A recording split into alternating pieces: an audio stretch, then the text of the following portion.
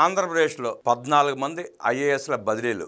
రాష్ట్ర పరిపాలన వ్యవస్థ మరింత సమర్థవంతంగా సమతుల్యంగా నడిపించేందుకు 14 మంది ఐఏఎస్ అధికారుల బదిలీలు పోస్టింగ్లకు సంబంధించి ఏపీ ప్రభుత్వం ఉత్తర్వులు జారీ చేసింది. ఈ ఆదేశాలను ప్రభుత్వ ప్రధాన కార్యదర్శి కె విజయానంద్ జారీ చేశారు. ఈ మార్పులు జిల్లా స్థాయి పరిపాలన శాఖలో కీలక బాధ్యతలను పునర్విభజన చేసేలా ఉన్నాయి. ఈ బదిలీలో పలు ముఖ్యమైన మార్పులు. బదిలీలు నియామకాలు పరిశీలిస్తే పౌర సరఫరాల డైరెక్టర్ గా శ్రీవాస్ నూపర్ అజయ్ కుమార్, గిరిజన కోఆపరేటివ్ ఎండి కల్పన కుమారి బదిలీ, ప్రకాశం జేసీగా కల్పన కుమారి నియామకం, విశాఖపట్నం జేసీ కతవాటే మయూర్ అశోక్ బదిలీ, గుంటూరు కమిషనర్గా కతవాటే మయూర్ అశోక్, తిరుపతి జేసీ తుడా వైస్ చైర్మన్గా R Govindarao, Kadapa joint collector Aditi Singh బదిలీ, కడప జాయింట్ కలెక్టర్గా నిధి మీనా నియామకం, అనంతపురం జేసీ శివనారాయణ శర్మ బదిలీ, అన్నమయ్య జిల్లా జేసీగా శివనారాయణ శర్మ నియామకం, అనంతపురం జాయింట్ కలెక్టర్గా సి విష్ణుచరణ్, ఏపీటీఎస్ ఎండి మల్లవరపు సూర్యతేజ బదిలీ,